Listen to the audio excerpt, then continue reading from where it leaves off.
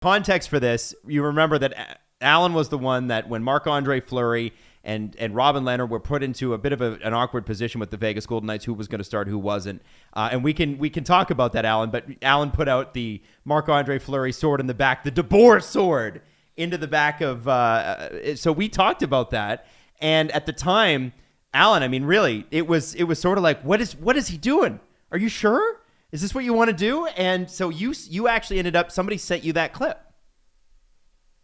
Yeah, somebody sent me the clip a week or two after it aired and said, hey, check this out. And I watched it and I laughed my ass off. Good. That's good. Great.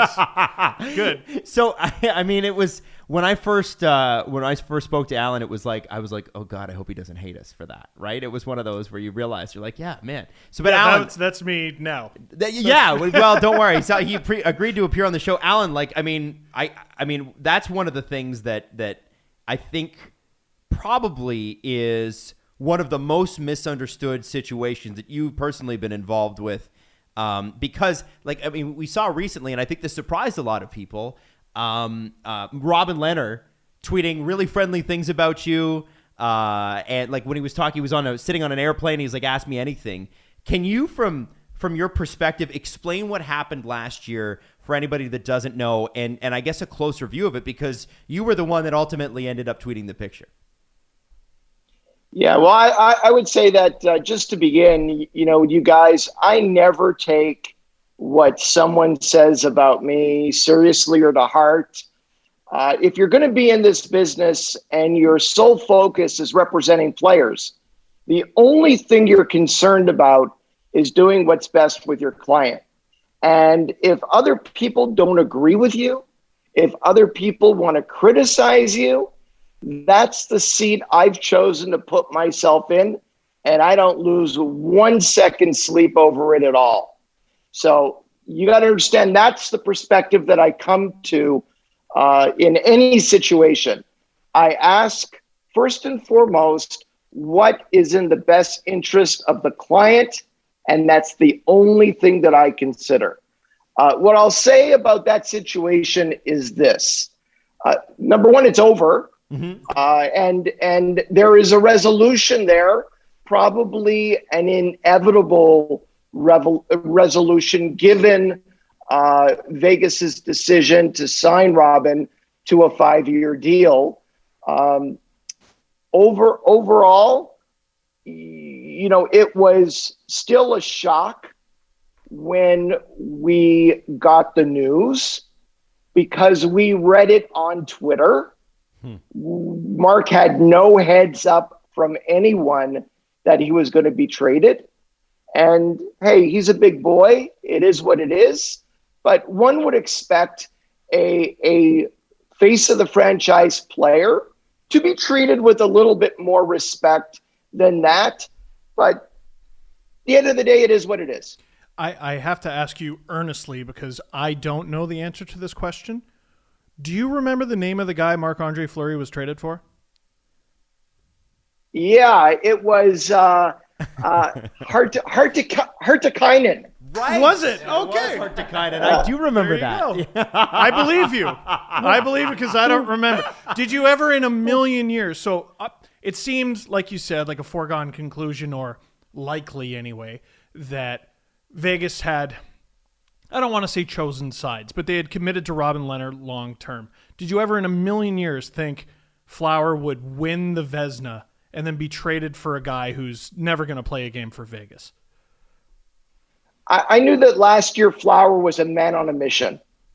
He was his entire career has been marked by incredible highs and some very noteworthy lows. And I think after not being given the net in the bubble during the playoffs, he came back last year with a lot to prove in his own mind and enjoyed every minute of it. But I would say this, and this is something that often gets overlooked. I know Robin Lehner, and Robin Lehner knows me. And Robin and I have talked directly about the whole situation. He understands, Marc-Andre Fleury understands, and the people close to me understand. This had nothing to do with Robin Lehner.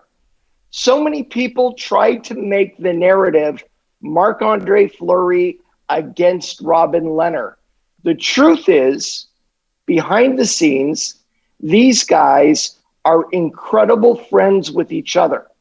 Robin Lehner was unbelievably supportive last year, the whole season with Mark.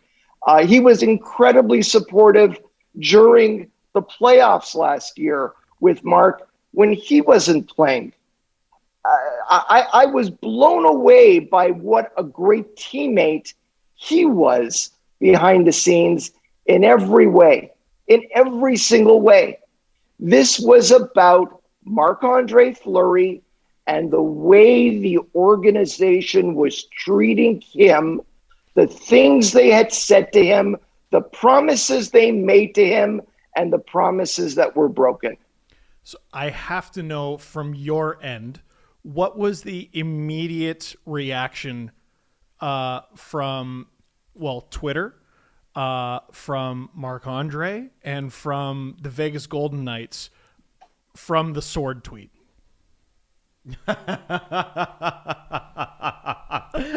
Ooh.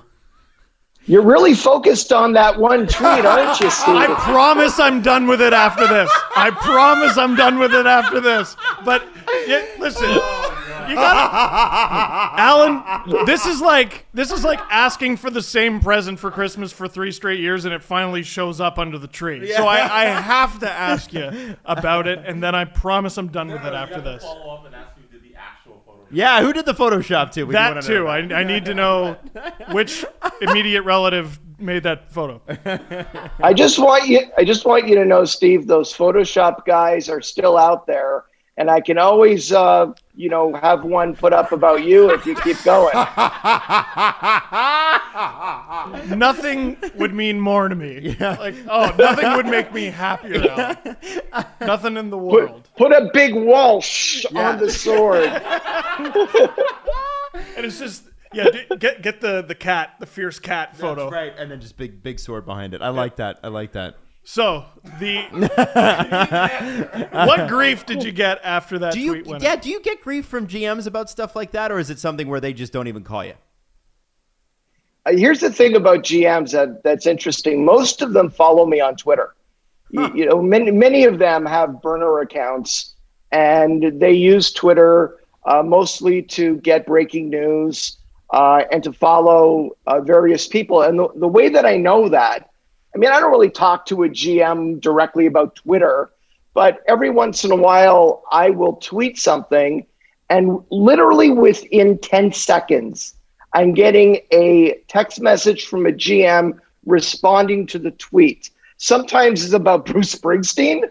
Sometimes it's about one of my clients. Sometimes it's about something else that I've tweeted.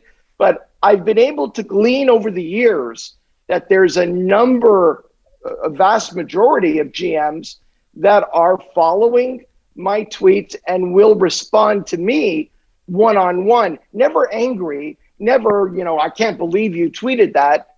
It's more of a conversational kind of message that comes back. And I think that, I'm cognizant of that. And I'm also, despite what you think about that one tweet, fairly careful about what I do put out there. I'll never put out anything regarding a conversation that I have with the GM under the cloak of privacy and violate that confidence. There's certain things I won't do.